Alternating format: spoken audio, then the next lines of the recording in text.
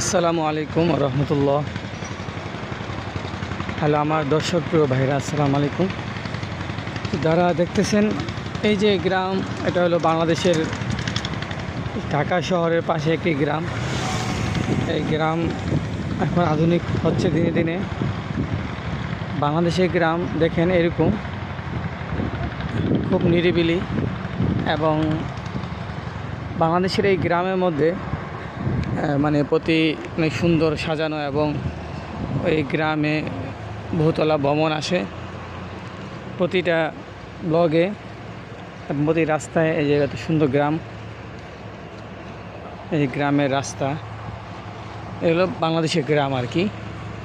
তো দেখেন বাংলাদেশের গ্রাম কতটুকু উন্নত, তাহলে শহর কত উন্নত হবে। গ্রাম যদি এত উন্নত হয়, শহর কত উন্নত হবে।